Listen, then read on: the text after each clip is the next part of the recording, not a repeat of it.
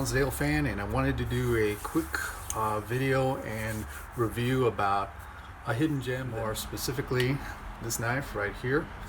This is the 511. It's called the Tactical Karambit, and it was partially designed by Steve Tarani, who is a defensive tactics instructor as well as one of the premier experts in the martial arts of Salat. He is also an instructor out at Gunsight in Arizona. Real quick is, if anybody knows anything about me and if you've seen some of my other videos, I'm a big fan of Karambit knives, particularly folding Karambit knives like this one. This is of course the Emerson, and I will be doing a kind of review on that at a later date, but right now I wanted to talk about this one. If you were to Google, let's say, best folding Karambit knives, the 511 Tactical Karambit will always make most lists, but obviously the more popular or the ones that get all the press are the ones like, of course, the Emerson Karambit, all the Karambits from Fox Knives and so forth. This one kind of takes a back seat to most people, and that's kind of a shame because this is a well-made knife and for a pretty good price point. If you search around both on Amazon and Blade HQ, you will find them for about $80. First of all, it is a lockback design. One thing that people like are a couple things that people really like about this Karambit is, one, it is super light, very, very lightweight.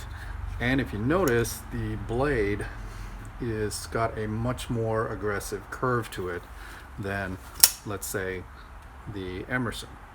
So what that translates to is that basically this works more with an aggressive punch style. Now, the blade has actually been around a while. This is what the original 511, it was called the Cubmaster, was based on. You can tell they're exact same dimensions. Critical difference is this steel was, or in the old model was, you can see it right there, is 154 cm steel, whereas this one is, if you can see it, is of course AUS 8. Nothing bad. They were both made in Taiwan, but they were made really good quality control. Out of the box, this thing is super razor sharp.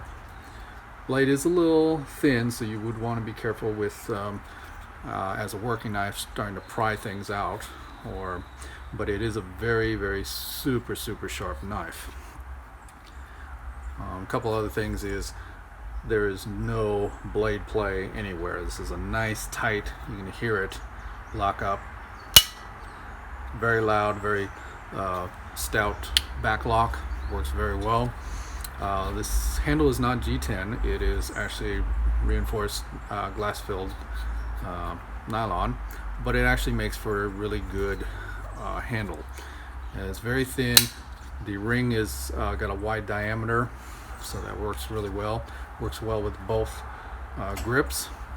Well, in my opinion, the number one reason why this one always takes a back seat to some of the other Karambits out there is because of this thing. This, of course, is the Emerson wave, and the infamous wave that catches on your pants when you pull it out and it's deployed. Well, this one, of course, doesn't have it. It's got a standard thumb hole, which you are supposed to just manually pull it out and deploy it. The problem is that, of course, being at its backlock, it doesn't have freedom to move on its own. Even whipping it out takes quite a little bit of torque and tension to do that. And what I've seen a lot of people do with these knives is they do a really cheap thing to create kind of a wave catch, and that is they take the hull and they take zip ties, and we'll do that a couple of times, and then all of a sudden it somewhat catches. I thought that was ridiculous, especially because I knew that there was a easier way to do that. And that is, all you got to do is buy the quick thumb stud. You can buy it on Amazon. It's spelled quick as in KWIK. and they come in various colors. I'll show you again. This is the Cub Master, so this is a stainless steel one to match the stainless blade. This is of course the black version, which matches with the black coating on this one.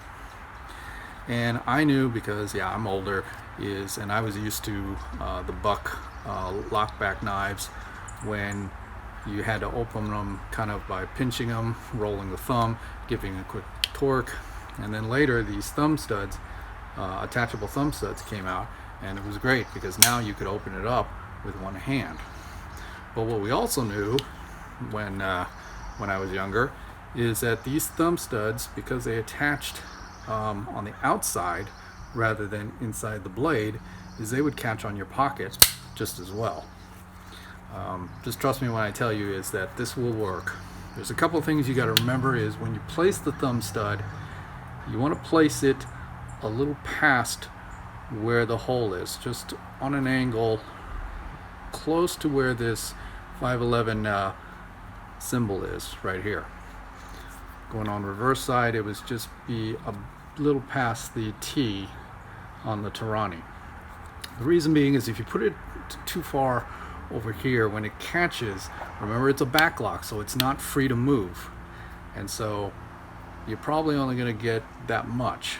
You don't want to put it too far because then it won't catch at all.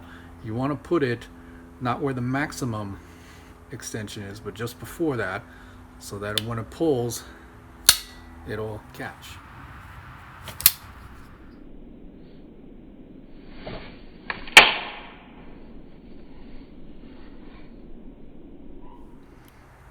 Well, anyway, once again, I just wanted to share this with you. Is really consider, if you're in the market for a Karambit, you really like Karambit knives, and you really like the idea of being able to deploy the knife quickly by simply grabbing the ring, pulling the knife out of your pocket, and having the blade already deployed, consider the 511 tactical Karambit.